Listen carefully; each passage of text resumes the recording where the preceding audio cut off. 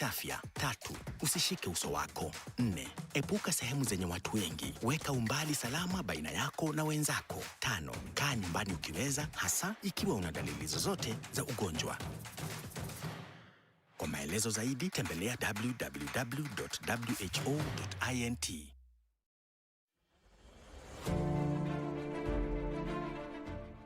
Yeyote aliye na kinga hafifu mwilini yuko katika hatari ya kuambukizwa COVID-19. Hao ni kama watu ambao wanaishi na magonjwa kama vile virusi vya HIV, kansa, TB, kisukari, miongoni mwa magonjwa mengine. Lazima wazingatie matibabu ili kuboresha kinga mwilini. Lazima wahakikishe wamepata dawa ipasavyo. Tembelea kliniki yako au kituo cha afya kilicho karibu nawe kwa maelezo kamili kuhusu jinsi ya kupata dawa. Pia wasaidie jamaa na rafiki kupata dawa. Dumisha mawasiliano nao na ufuate mwongozo wa kiafya kutoka kwa kituo cha afya ili kujikinga na virusi vya korona. Pata habari kuhusu COVID-19 kupitia vyanzo vinavyoaminika. Piga 719 au bonyeza *719#. COVID-19 inazuilika. Jilinde, linda familia na jamii. Ujumbe huu umeletwa kwako na serikali ya Kenya.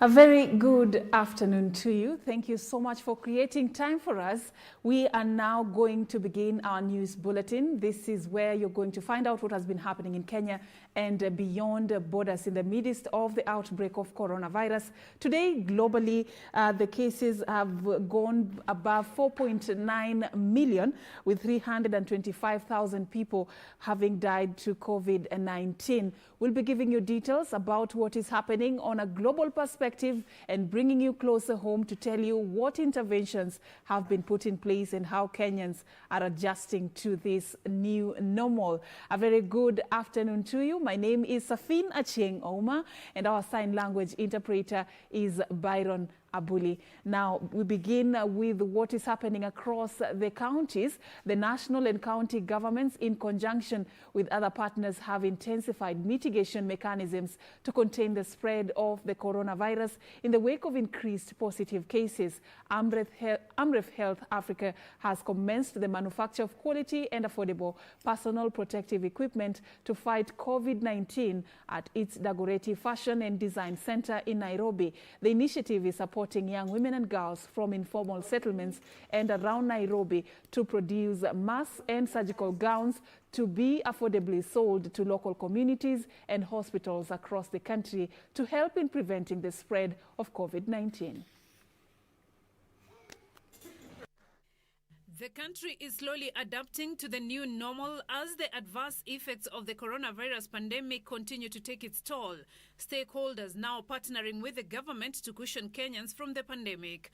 Amref Health Africa Countries Director Dr. Meshak Ndirango saying that they have launched a project that seeks to assist the country meet the high demand for quality personal protective equipment for use by the community and health workers. The initiative, he says, will also create an opportunity for young women gain skills that will enable them earn a decent living at a time when many businesses have been disrupted. Yeah, this is for disposal. In the meantime, World Vision says many people in remote areas of Baringo are still not aware of COVID-19 disease 3 months after the first case was reported in the country. World Vision Project Officer Gerald Ndirango saying the fight against the virus still faces setbacks since locals in Tiati and Baringo sub-counties cannot access information about the virus. So the information are getting through radio, the TV is not there. So we have to go out of our way and ensure that we're able to reach such people so that they also have the same information like any other person who has an advantage of actually the TV and the radio, so that they can also be able to prevent themselves from getting the disease. We want to appreciate on behalf of the county government, the World Vision, that they have worked with us the journey. They are assisting us in the Department of Education in creating awareness on the aspect of distance and the need for washing hands. Elsewhere, Meru County Health Department says it has already quarantined 11 people after they came into contact with the first case of COVID-19 in Meru County. Speaking at Meru National Polytechnic, while receiving PPEs donated by the Meru National Polytechnic, Meru County Executive in charge of Health Meshak Mutuma, however, called on those who could have come into contact with the group to voluntarily present themselves for testing. We are insisting to our people all the time to wash their hands, wear masks, sanitize, and keep safe distance. But still some people in our community are getting it at hand to afford these services. So thank you very much to this facility. Beatrice Gatonyangetich, Channel 1 News. Now to Wajir County, concern over lack of adherence to Ministry of Health guidelines on the control of COVID-19 remains rife in Wajir County. While the reality of the pandemic appears yet to sink in among some of the residents, others are blatantly ignoring social distancing rule and the requirement to don face masks. The obtaining situation has seen the county administration engage 1,000 community workers to sensitize the public on the importance of adhering to the guidelines already in place in fighting COVID-19. Nancy Okware gives us details. With the effects of the coronavirus pandemic almost bringing activities across the world to a halt, a number of people are yet to understand the magnitude of the invisible enemy. In Wajir County, some residents can be spotted not observing social distancing guidelines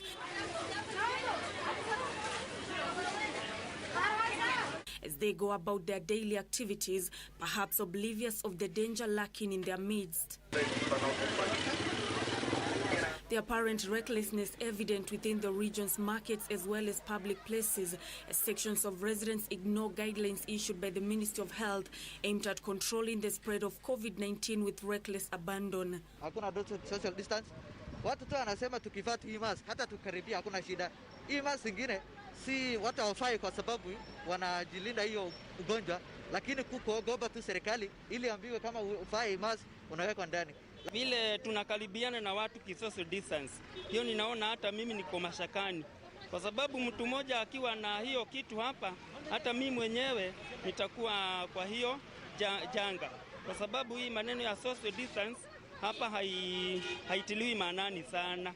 Sasa wengine waamini kama hii coronavirus iko Wajir, wajaamini mpaka sasa. Watu wengi wananiambiaga hivyo wakati nasukuka na wao. Wajir County Commissioner Jacob Narengo urging the residents to observe the guidelines, warning them that ignoring the guidelines will come at a huge cost. Mtu akikuja shopping town atafute mask bure. Ukikataa kununua mask ya shilingi 100 ama 200, tutakupatia cash bail, tutakushika na cash bail itakuwa 10,000. Sasa you choose which one to go for. The obtaining situation forcing the county government to act by enlisting the services of over 1,000 community health volunteers to conduct a sensitization campaign. The county boss, Ambassador Mohammed Abdi Mohammed, saying that his administration decided to explore a community-based approach to trigger behavioral change.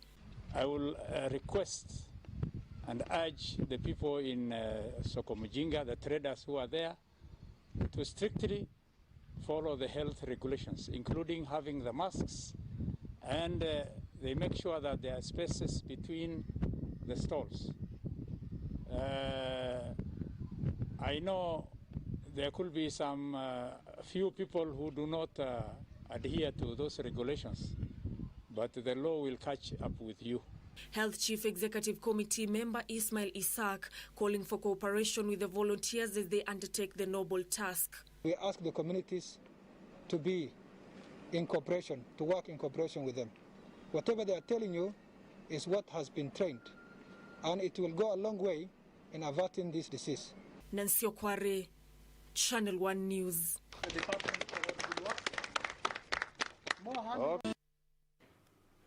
All right, and right now we want to cross over to a live event happening at the KNHCR offices along Lenana Road. This is the Kenya National Commission on Human Rights that has partnered with the European Union just to ensure that during this time and even post-COVID-19, human rights are something that people can enjoy, just to put in place measures to ensure that we can enjoy our human rights. Let's go straight there and listen in to what some of the players have to say.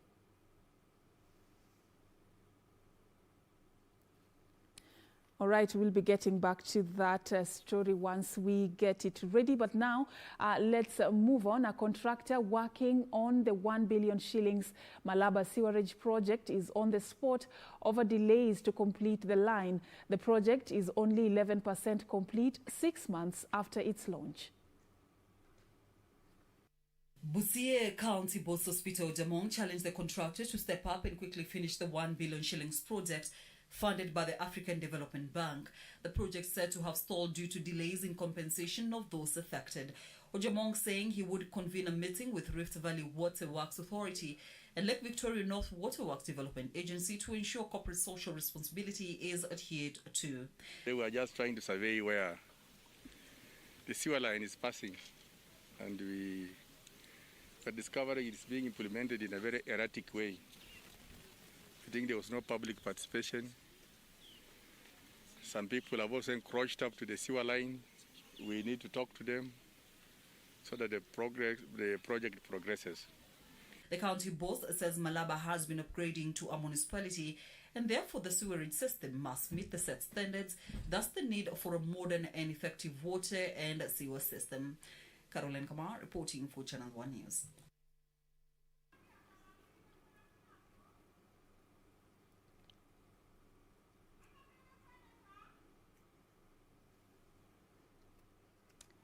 Turkana County Senator Professor Malachi Ekal has decried what he says is harassment by a police officer working in the region. The lawmaker has already filed a complaint against the said police officer, who he accuses of threatening to shoot him following a disagreement. At the heart of their disagreement is a land ownership dispute pitting area residents and a private developer. This group of people from Turkana County accompanied their Senator, Professor Malachi Ekal, to the region's Criminal Investigating Office with the hope that Officer Davis Ondimo, who is the Loimal Sub-County Criminal Investigation Officer, would help resolve an existing land dispute.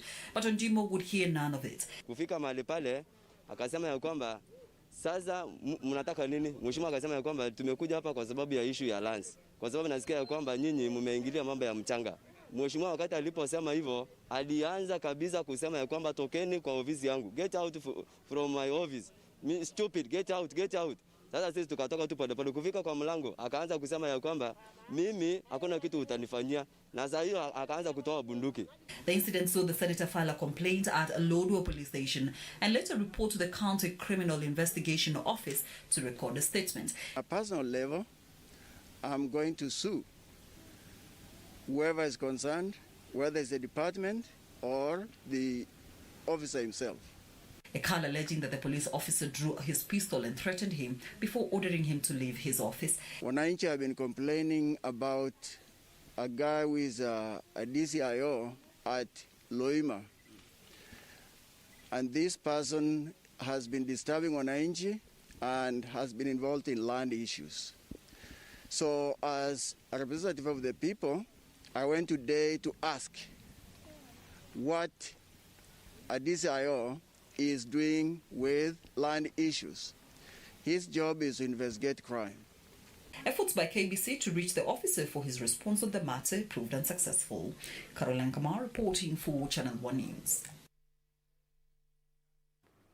Thank you, Caroline, for that report. Now let's take you back to the KNHCR offices for an update from Gladys Mungai on what the Kenya National Commission on Human Rights, together with the European Union, is planning to do with regards to protecting the rights of people during and even post-COVID-19. And the DCI investigate these matters and bring those who are perpetrating this into, kind of justice. So we condemn this, that it shouldn't really happen, but I push it to those authorities to ensure that the investigations are done and the justice is done as well. And finally, I wish to say that we call on all the citizens to observe, the regulations that have been put in place, the protocols that have been put in place by the government, by the Ministry of Health, so that we remain safe. The right to life is very, very important to all of us. Thank you very much. Thank you, Samson. You can now close. So I think we're done. We want to thank Indeed, very critical issue there. We will be staying on top of that story and we'll give you details in our subsequent news bulletins. Now talking about human rights. Human rights crusaders operating in Migori County have expressed concerns over increased cases of domestic violence during the coronavirus pandemic. The group says most of the cases remain unreported, with the victims opting to stay silent over fear of intimidation. The coronavirus pandemic has brought with it a fair share of challenges, with cases of domestic violence said to be on the rise across the country. The obtaining situation, according to Human Rights Crusaders, is far much bigger, with majority of cases said not to be reported, with the victims suffering in silence. There are a lot of violence against children. There is a lot of, incest is there. There's a lot of sexual violence, sexual exploitation by either families, by either, law enforcers must also adhere to protect the people. One such case is 43-year-old Mary Auma, who hails from Migori County. Auma has been among the silent voices of domestic violence, who has for the first time found herself in hospital after she was allegedly assaulted by her husband. Bwanangu ndiye alinipiga. Nilitaka kwenda kutafuta mtoto wangu. Alikuwa mgonjwa tu na akatoroka. Akaenda mpaka Nakuru, Kisumu. Nikaenda mpaka huko. Nikirudi alinikuta kama ameshalala. Mimi nasikia tu kanipiga. Akasema leo nitaua. The mother of 5 says she has had to stomach the beatings from her husband, but the recent one was a shocker to her. Hii ni ajabu. Alinishani kwa nipiga kila siku. Sasa hii alinitaka niue. Alinitaka niue mimi. Alisema wewe ndio leo nitaua wewe. According to a nurse who attended to her at Akidiva Memorial Hospital, Auma sustained serious deep cut wounds and soft tissue injuries, but is in a stable condition. The patient has picked up very well. The dressing is being done every day and the wound is so clean. Elsewhere, Rift Valley Regional Commissioner George Natembea has warned those giving their blessings to early marriages and female genital mutilation to young girls within Angata Barakoi area. Kiona kifaranga rika hii, wewe mate na tetemeka na magika hivi, utoto kidogo hivi. Tutapiga nyinyi. Hata kama iko corona tukipata umekimbia na mtoto. Tutakukimbiza. Mlikuwa mnatorokea Tanzania imefungwa. Sio mtakimbilia wapi? Natembea cautioned parents planning to marry off their school-going girls, saying they will face the full force of the law. Na machifu, mkue chonjo wapi machifu? Msichana akipata mimba saa hii chifu kwa area yako, mimi nitajua hiyo mimba ni yako. Mpaka ile siku mtoto atazaa tuende tufanye DNA. Lakini kabla hajazaa, wewe ndio utaenda kununua, utapeleka kliniki, wewe ndio utapeleka mpaka azae. Wewe maana ulikuwa wapi akipata mimba? ni serikali. Kwa hivyo kamata hii watu kabla hawajafanya makosa. For Channel 1 News, I am Emily K. Bade.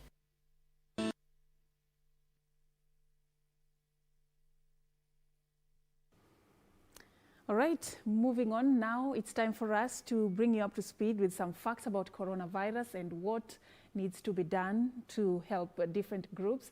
Now, looking at the coronavirus pandemic that has left the nation on edge as it continues to devastate the globe. For the refugee population in the country, there has been a nervous watch as the pandemic slowly spreads across the country, with the 2 cases already reported at the refugee camps in Garissa. But how do you then protect refugees and other people who have been displaced by conflict or persecution from?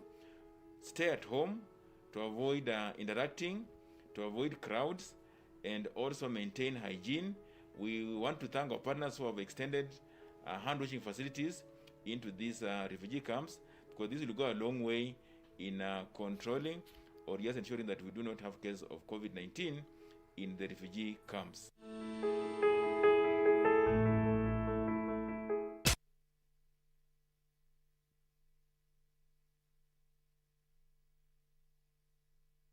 All right, and now we want to take a very short break right here on KBC Lunchtime News. Please don't go too far. We still have more on the other side.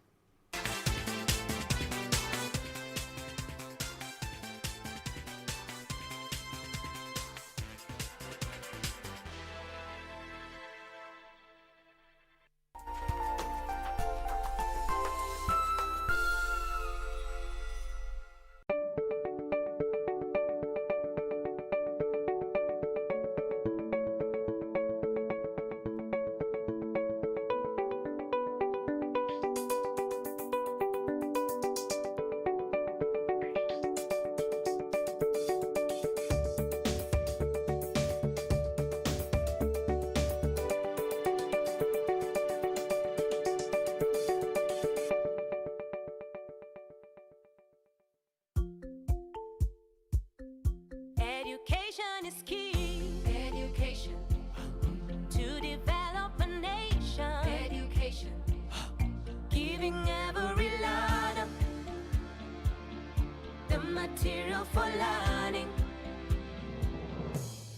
KICD. Every stage from ECD. KICD. Shule ya msingi na ya upili. KICD. Mahitaji maalum na waalimu. KICD. For your curriculum. KICD. The Kenya Institute of Curriculum Development, nurturing every learner's potential. On the next episode of Corner. Do you support him? Absolutely. I was just asking your wife how she copes with you being away. Some sportmen's wives have been known to stray. What kind of gentlemen come to watch young boys beat each other to a pulp for the fun of it? You're beginning to annoy me. Get out of the way. Abasi, ambia huyu kijana wako atoke njiani. Sina jukumu lolote kwako. Mimi si babako. And any sympathy I had went out the window the second you attacked that girl. Please do.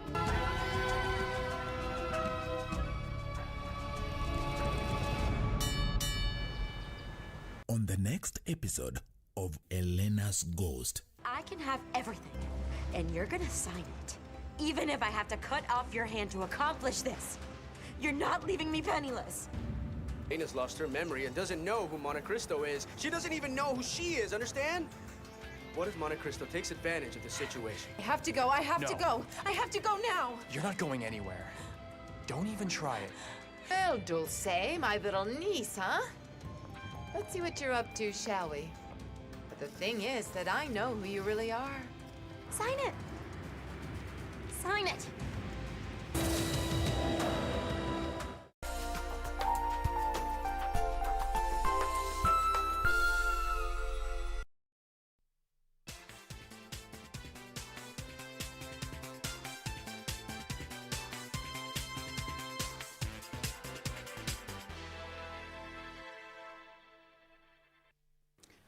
All right, welcome back and thank you so much for staying with us. We now want to cross over to Eastleigh area right here in Nairobi.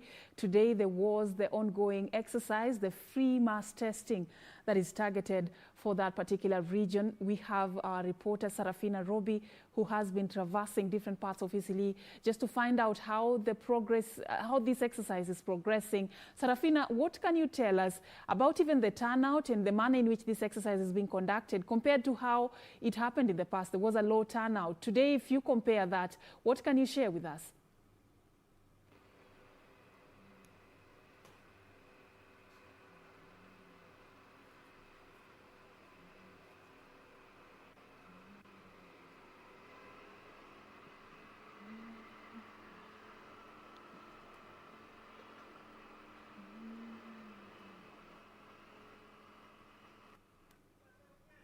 All right, so this is actually coming to us from Eastleigh Estate right here in Nairobi. Eastleigh is one of the areas that were put under lockdown. The other one is, of course, Old Town in Mombasa.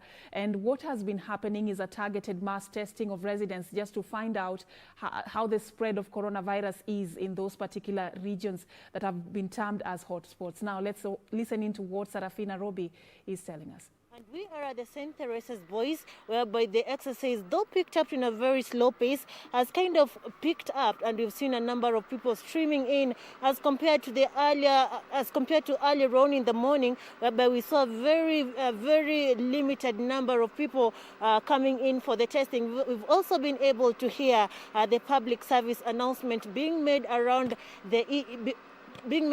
Eastleigh, and people have been able to show up. A number of people have already arrived here, just being taken about their details, and also the laboratory technicians are here, just waiting for the next person to come and get tested. And we're going to speak to one of the laboratory technicians to just tell us about the ongoing exercise. Hello, good afternoon. Good afternoon. Could you tell us about how the exercise is faring on right now? Okay, right now the exercise is faring on very well. At least we are seeing people trickling in one by one, and the exercise is good. Yeah. Mm-hmm. How many people have you been able to test since, let's say, 12?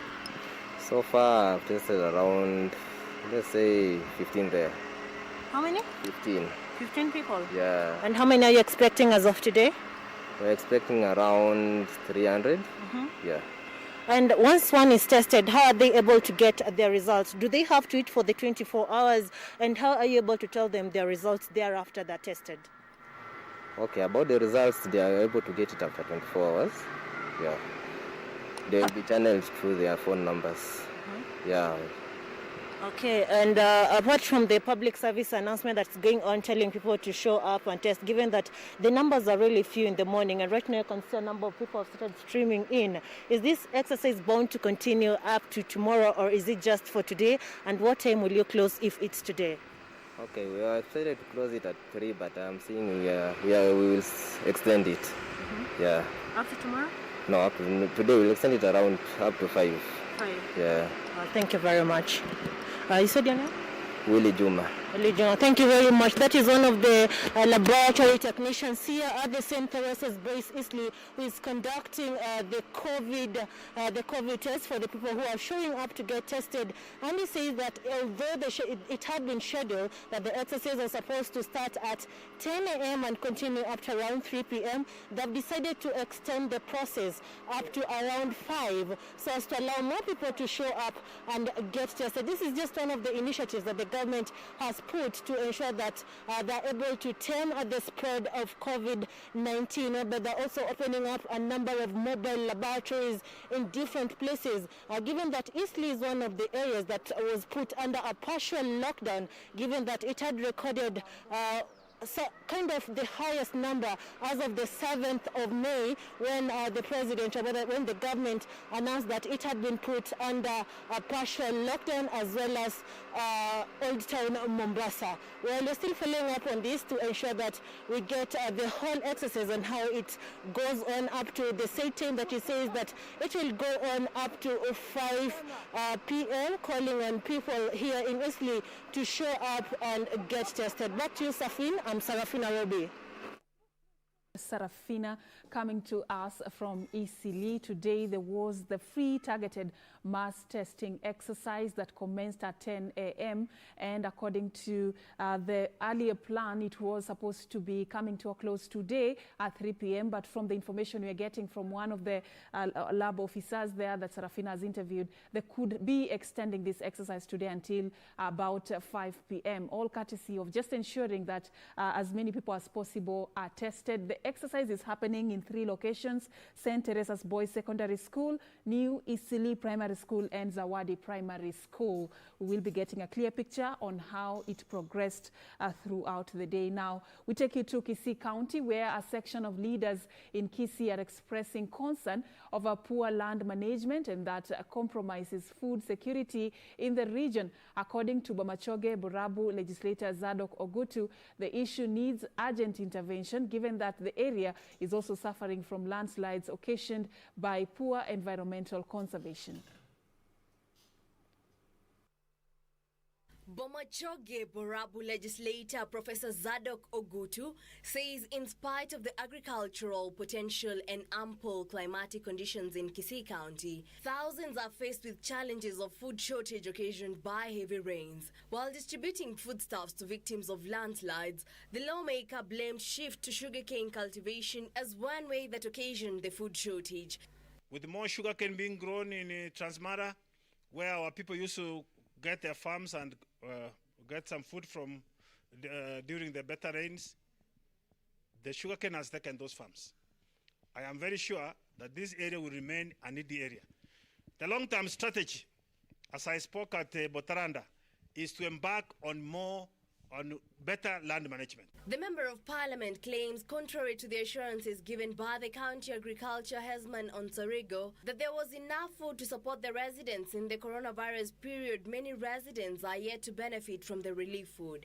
We are not repeating the same people who received 450, because for that time, Botaranda, for instance, had not come on board. But we may consider a few cases of those who received earlier and they are still experiencing those challenges. Residents whose farms were flattened are petitioning the 2 levels of government to urgently intervene to help save their crops. Recent landslides in the region brought down houses, farms and trees, while in the process burying other personal property. Over 100 people are rendered homeless. Sisi tuko hivi vile mnatuona hivi. Hatuna hata chakula, hata watoto hakuna mahali wanalala, hata nguo, hatukutoa kitu huko ndani. Tulitoka wakati tulikuja tukapata imeharibika. Sasa tuko hivi. Kitu cha naomba mimi serikali tusaidie.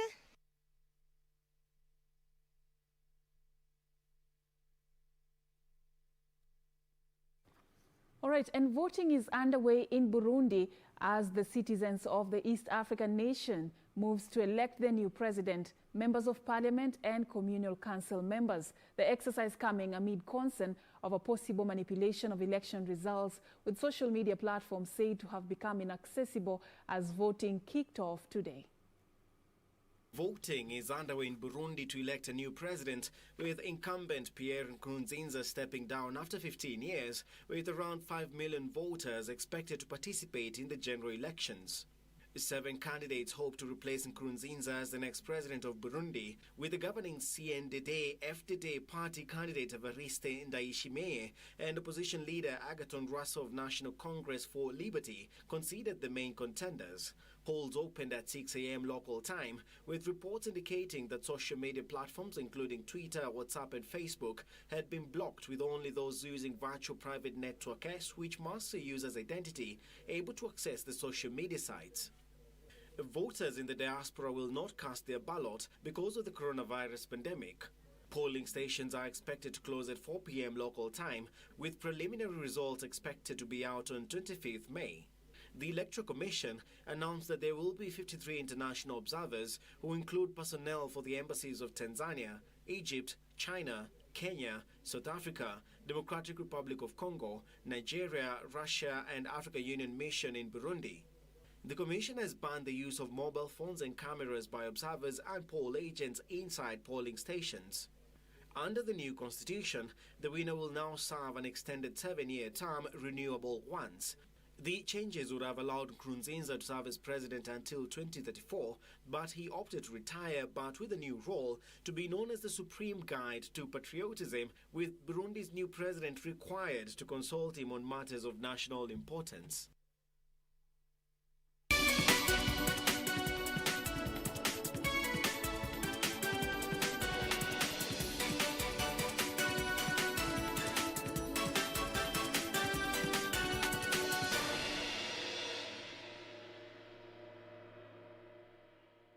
Time for us to focus on matters business.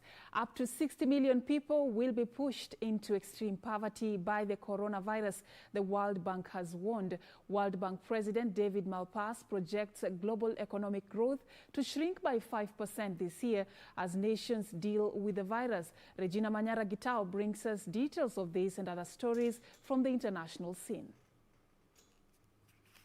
The Washington-based lender is offering $160 billion in grants and low-interest loans to help poor countries tackle the crisis. World Bank President David Malpass said that 100 countries, home to 70% of the world's population, had already been granted emergency finance. The World Bank worked with the International Monetary Fund on a scheme to allow poorer countries to request debt relief on payments of loans owed to G20 members until the end of this year. The pandemic has already led to millions losing their jobs and businesses failing, with poorer countries feeling the brunt. At the same time, Jamie Dimon, chief executive of JP Morgan Bank, said the coronavirus pandemic must serve as a wake-up call to build a fairer society. The World Bank defines extreme poverty as living on less than $1.90, which is equivalent to 201 shillings and 40 cents per person a day.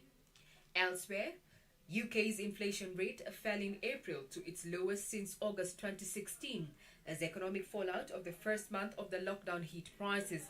Falling petrol and diesel prices plus lower energy bills were the main drivers pushing inflation lower. According to the Office of National Statistics, the Consumer Price Index fell to 0.8% from 1.5% in March. Jonathan Atho, Deputy National Statistician for Economic Statistics at the ONS, said while the coronavirus limited the availability of some goods and services, its effect on prices was more muted. He said that food prices generally rose no more quickly than other goods and services, though fresh vegetables did see stronger rises. But prices of games and toys rose, which the ONS said may have come as people occupied their time at home.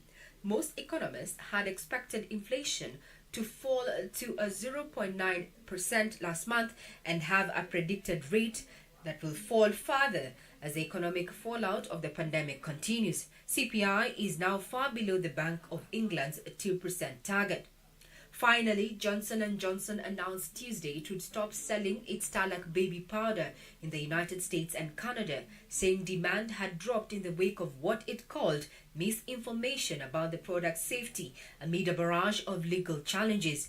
J&J faces more than 19,000 lawsuits from consumers and their survivors claiming its talc products caused cancer due to contamination with asbestos known as carcinogen. Many are pending before a U.S. district judge in New Jersey. J&J has faced intense scrutiny of the safety of its baby powder following an investigative report by Reuters in 2018 that found the company knew for decades that asbestos lurked in its talc. However, it is still uncertain if this development will affect the sale of Johnson & Johnson talc baby powder across other parts of the globe, including Kenya, where the powder remains on the shelves. Regina Manyara Gitao reporting for Channel 1 Business.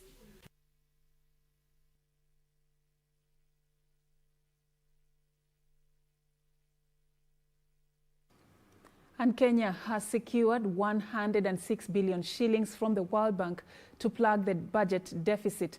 The National Treasury Cabinet Secretary Kuriatani, through his Twitter handle, confirmed the development policy operation approval, which he lauded as confidence the lender has in Kenya's reforms despite the weak macro framework. At the beginning of May, Kenya got a shot in the arm when the International Monetary Fund approved 73 billion shillings to support the country's response to COVID-19. The pandemic is now causing policymakers a treasury headaches on how to salvage the economy amid the crisis.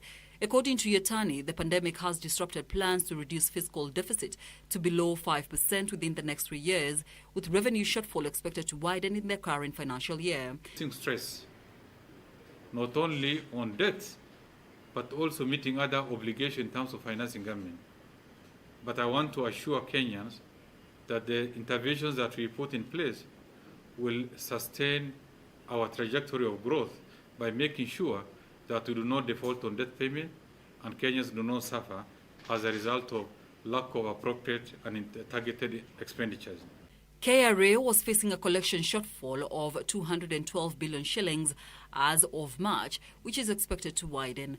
Budget deficit is further projected to hit 8.2% in the current financial year, which ends in June. We presented to the National Assembly the budget policy statement that has a significant reduction of our budget deficit from about 8.3% to about 5.4%. This was quite ambitious. This was headed in the right direction. And in the next 3 years, our trajectory was showing that, we'll have near zero budget deficit. That was our desired point. And we are determined to go along that route because in the interest of this country, that we reduce, that we manage our own expenditure based on our own solutions, based on our revenue.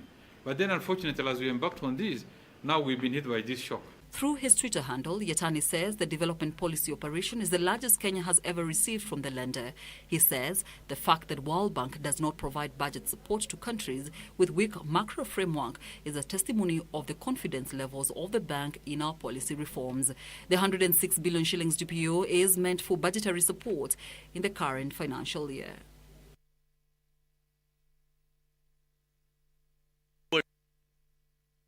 And from across Africa, Egypt's central bank will provide up to $674 million in loan guarantees to banks to encourage lending to businesses during the coronavirus crisis. The loans will carry an interest rate of 8%, well below the central bank's key overnight lending rate of 10.25%. Details of this and other stories from the African continent.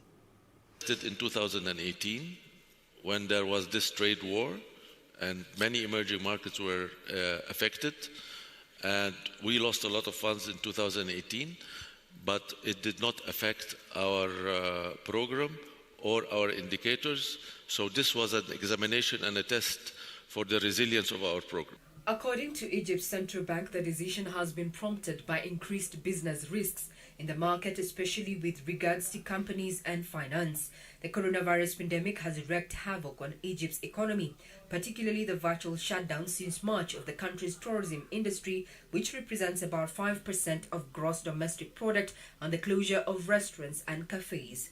And South African state defense firm Denel said Tuesday it could not pay salaries for May and wages for June and July were at risk, highlighting the gravity of its financial position.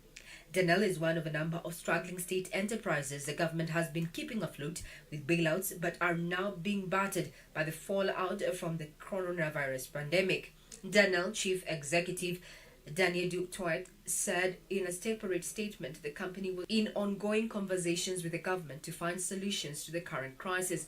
Denel, which makes military hardware for the armed forces in South Africa and around the world, is awaiting a 576 million rand bailout announced in a budget speech in February.